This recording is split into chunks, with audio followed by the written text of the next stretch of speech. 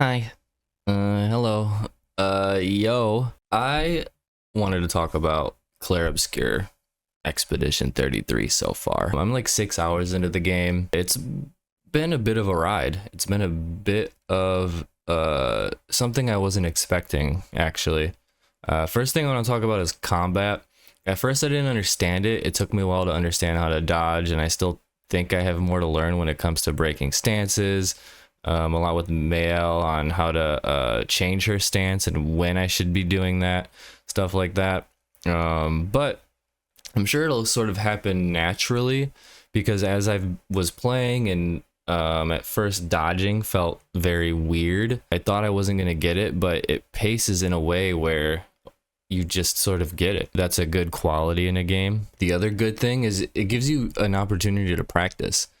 It uses the Souls like campfire system where enemies respawn, and that's huge. That's so big because if you aren't understanding something or if you have trouble with something, you can go out there and you can just practice and lock it in. Second thing I want to talk about is the environment. Every single area in this game is stunning. It's stunning in a way that most games aren't because it's not just graphically amazing. It's mysteriously beautiful. Yeah, that's a dope way to describe it. The world tells a story, and they do this right at the beginning with the big number in the background. They put this big ass 34 in the background, and immediately you're like questioning this. You're like, it's called Expedition 33. Why is there a 34? So the environment continually tells the story of this world that they've created. It sort of feels like a fantasy book the way they build this world. It feels like a Brandon Sanderson sci-fi type thing. It's amazing. And the other cool thing is I had this little thing. It was the end of like a boss battle, and I was at the last hit, and I was getting ready to absolutely annihilate this dude.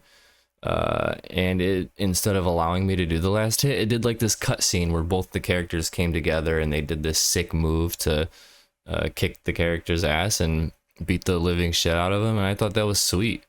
It's unexpected, but it's cool. They didn't have to do it, and they did it, so that's really cool. Lastly, the story. I'm confused.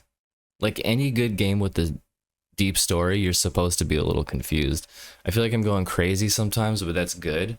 Like the white-haired man Gustav, sort of looks like him. Is the masked lady Mael? Like there's a lot of world building, and it feels like it's gonna have this insane payoff, and I'm just like chomping at the bits to try to get to it. Like sometimes I feel myself not wanting to play the game and just get through the story, but at the same time, the gameplay is so fun that it's just I wanna get through the story and then go back and do gameplay stuff. So I mean, those are the main three things I've noticed that stand out in this game. I heard it was created by a team that was laid off by Ubisoft, so I mean that just makes me want to root for them even more.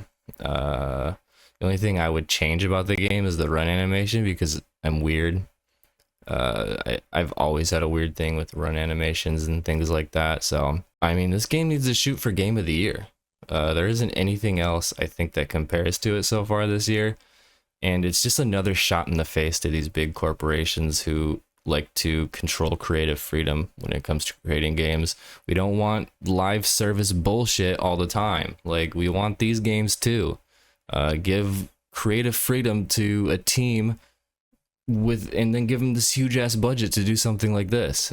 So yeah, it's just impressive what they've done with the small team that they had and the budget they had. So yeah, that's pretty much it.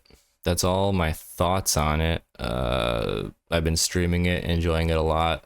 If you want, check out the playlist I have on my YouTube. It just has fully uncensored gameplay of me going through it, my reactions, things like that. The first 6-ish hours. So it's a cool, chill, vibey playlist. Get in there, check it out, and yeah, thanks for watching. Doodles.